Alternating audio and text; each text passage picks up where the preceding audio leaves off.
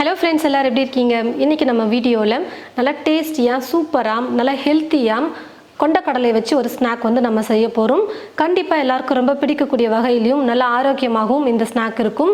வாங்க கொண்டக்கடலை வச்சு நல்ல புதுவிதமா ஒரு ஸ்நாக் ரெசிபி எப்படி செய்யறதுன்னு பார்க்கலாம். கருப்பு கொண்டக்கடலை நான் வந்து ஒரு 8 மணி நேரத்துக்கு நல்லா ஊற வச்சுக்கிட்டேன். அதாவது நைட்டே நான் வந்து ஊற வச்சுட்டேன். இப்போ நீங்கள் ஈவினிங் ஸ்நாக்ஸ் செய்கிற மாதிரி இருந்ததுன்னா காலையில் எந்திரிச்சதுமே நீங்கள் கொண்டக்கடலையை ஊற வச்சுடுங்க.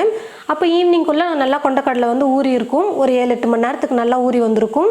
குறைஞ்சது ஒரு 7 மணி நேரமாவது நல்லா ஊறணும். நீங்கள் ஊற வைக்க மறந்துட்டீங்க அப்படின்னா பரவாயில்ல. ஒரு மதியம் தான் ஞாபகம் வருது கொண்டக்கடலையை வச்சு ஸ்நாக்ஸ் செய்யணும் அப்படின்னா சுடு தண்ணியை நல்லா காய வச்சுட்டு அதில் வந்து கொண்டக்கடலையை போட்டுருங்க. ஒரு 2-3 மணி நேரம் நல்லா ஊறிச்சுனா கூட கொண்டக்கடலை வந்து நல்லா ஊறி வந்துடும் சுடு தண்ணியில் ஊற வைக்கும் பொழுது. நான் வந்து நைட்டே ஊற வச்சு எடுத்துக்கிட்டேன். இப்போ இந்த ஊற வச்ச கொண்டக்கடலையை வந்து ஒரு குக்கரில் சேர்த்துடுறேன். நான் வந்து 1 கப் அளவுக்கு கொண்டக்கடலை எடுத்து ஊற வச்சேன் இந்த கப்பில். அதாவது வெயிட் வந்து பார்த்தீங்கன்னா 150 கிராம் இருக்குது. இது கூடவே பார்த்தீங்கன்னா உருளைக்கிழங்கை வேக வச்சு எடுத்துக்க போகிறேன். தனித்தனியாக வேக வைக்கிறதுக்கு நமக்கு டைம் தான் வேஸ்ட் ஆகும். அதனால் கொண்டக்கடலை கூடவே நான் உருளைக்கிழங்கை வேக வச்சுக்கிறேன். கட் பண்ணி போட்டிங்கன்னா தான் 2 விசில்லையே நல்லா குழஞ்சி வெந்து வந்துடும். அது இப்படி முழுசாக போட்டிங்கன்னா கொஞ்சம் எக்ஸ்ட்ரா ஒரு விசில் விட்டால் தான் வேகிற மாதிரி இருக்கும். நல்லா மசிக்கிற அளவுக்கு வெந்து வர மாதிரி இருக்கும். அதனால் நான் முழுசாகவே சேர்த்துக்கிறேன். 3 உருளைக்கிழங்கு சேர்த்துருக்கேன். நல்லா உருளைக்கிழங்கு தண்ணியில் மண் இல்லாமல் நல்லா கழுவிட்டு சேர்த்துக்கோங்க. இப்போ தண்ணியை சேர்த்துட்டு நான் ஒரு 5-6 விசில் விட்டு எடுத்துக்க போகிறேன். குறைஞ்சது நல்லா ஊற வச்சதுனால நான் வந்து 5 விசில் விட்டு எடுத்துக்கிட்டாலே போதும். கொண்டக்கடலை நல்லா வெந்து வந்துடும். கூடவே கொஞ்சமாக உப்பு சேர்த்துட்டு குக்கர் மூடிட்டு நான் 5 விசில் விட்டு எடுத்துக்கிறேன். கொண்டக்கடலை வந்து நான் 5 விசில் விட்டு எடுத்துக்கிட்டேன். நல்லா வந்து வெந்து வந்துருச்சு பாருங்கள். சும்மா கையில் மசிக்கும் போதே நல்லா மசிஞ்சு வருது. நல்லா ஊற வச்சுக்கிட்டோம்னா 5 விசில் விட்டாலே போதும். நல்லா கொண்டக்கடலை வந்து வெந்து வந்துடும். இப்போ ஒரு மிக்ஸி ஜார் எடுத்துக்கிட்டு இந்த மிக்ஸி ஜாரில் கொண்டக்கடலையே சேர்த்துடுறேன். நல்லா தண்ணி இல்லாமல் வடித்து எடுத்து வச்சுட்டு அதுக்கப்புறமா மிக்ஸி ஜாரில் சேர்த்துக்கோங்க. இப்போ மிக்சியில் போட்டு கொஞ்சம் கொரகொரப்பாக இருக்கிற மாதிரி நான் வந்து கொண்டக்கடலையை அரைச்சி எடுத்துக்க போகிறேன். கொண்டக்கடலையை நான் வந்து அரைச்சி எடுத்துக்கிட்டேன். இப்போ இது ஒரு பாத்திரத்தில் சேர்த்துக்கிறேன். பாருங்கள், இந்த மாதிரி கொஞ்சம் கொரகொரப்பாக இருக்கிற மாதிரி வந்து கொண்டக்கடலையை அரைச்சி எடுத்துக்கோங்க.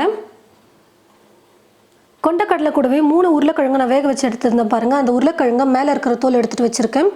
இப்போது நல்லா உருளைக்கிழங்கு வந்து மசிச்சுட்டு இது கூட சேர்த்துக்கலாம். உருளைக்கிழங்கை மசிச்சு சேர்த்ததுக்கப்புறமா ஒரு வெங்காயம் எடுத்து நல்லா பொடியாக கட் பண்ணி வச்சுருக்கேன். இப்போ இந்த வெங்காயத்தை சேர்த்துடுறேன். காரத்துக்கு 1 ஸ்பூன் வெறும் மிளகாய்த்தூள் சேர்த்துக்கிறேன்.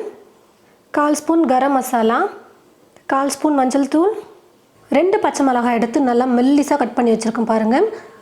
காரம் வந்து கம்மியாக சாப்பிட்ற மாதிரி இருந்தால் நீங்கள் 1 பச்சை மிளகாய் கூட சேர்த்துக்கலாம். நம்ம அளவு வந்து அதிகமாக எடுத்துருக்கோம், அதனால் கொஞ்சம் ஸ்பைஸியாக இருந்தால் நல்லாயிருக்கும். நான் 2 பச்சை மிளகாய் சேர்த்துருக்கேன். பொடியாக நறுக்கிய கொத்தமல்லி கொஞ்சம், 1/2 ஸ்பூன் இஞ்சி பூண்டு விழுது சேர்த்துக்கிறேன். தேவையான அளவு உப்பு சேர்த்துக்கிறேன். இப்போ இது எல்லாத்தையும் சேர்த்து நல்லா மிக்ஸ் பண்ணி விட்டுக்கலாம்.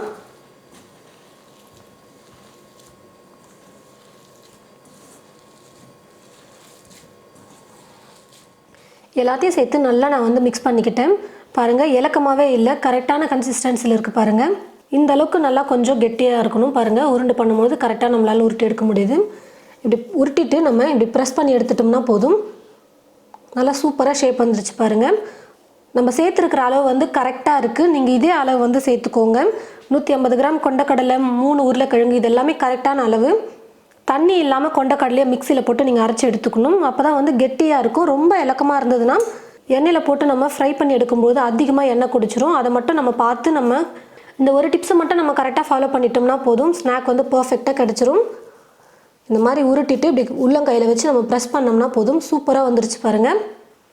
இதே போல் நான் எல்லாத்தையும் ரெடி பண்ணி ஒரு பிளேட்டில் எடுத்து வச்சுக்கிறேன். இந்த மாதிரி ரவுண்டாக நம்ம தட்டி பிளேட்டில் எடுத்து வச்சுக்கிட்டோம்னா ஸ்நாக் வந்து செஞ்சு எடுக்கிறதுக்கு ரொம்ப ஈஸியாக இருக்கும். இப்போ ஸ்டவ்வை பற்ற வச்சுக்கிட்டு ஸ்டவ் மேலே தோசைக்கல் வச்சுருக்கேன். கல் நல்லா சூடேறி வந்துருச்சு.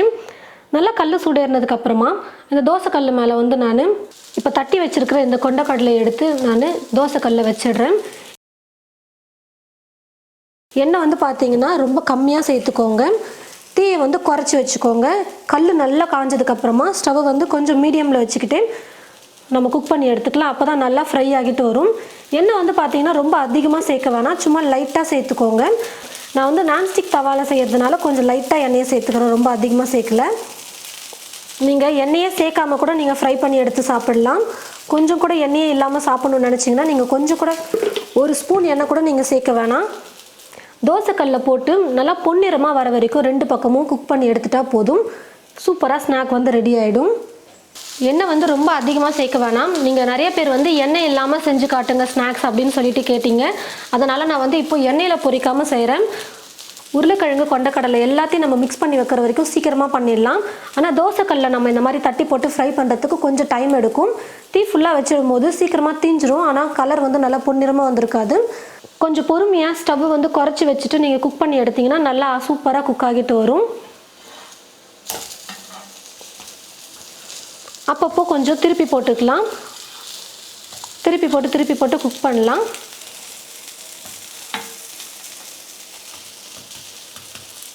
நம்ம கட்லெட் வந்து பார்த்திங்கன்னா எப்படி செய்வோமோ அந்த மாதிரி கூட நீங்கள் செய்யலாம். அதாவது கார்ன்ஃப்ளவரை கரைச்சி எடுத்துக்கிட்டு அதில் நல்லா டிப் பண்ணி எடுத்துகிட்டு அப்புறமா பிரெட் க்ரம்ஸ் ஒரு பிளேட்டில் எடுத்துக்கிட்டு அதில் நல்லா ஃபுல்லாக புரட்டி எடுத்துகிட்டு அப்புறமா நம்ம எண்ணெயில் வந்து ஷாலோ ஃப்ரை பண்ணி எடுப்போம். அந்த மாதிரி கூட நீங்கள் பண்ணிக்கலாம். கொஞ்சம் நேரம் டைம் எடுத்து குக் பண்ணால் போதும், நல்லா வெந்து வந்துடும். 2 பக்கமுமே வந்து பார்த்திங்கன்னா நல்லா குக் ஆகிட்டு வந்துருச்சு. இப்போ நான் எடுத்துடுறேன்.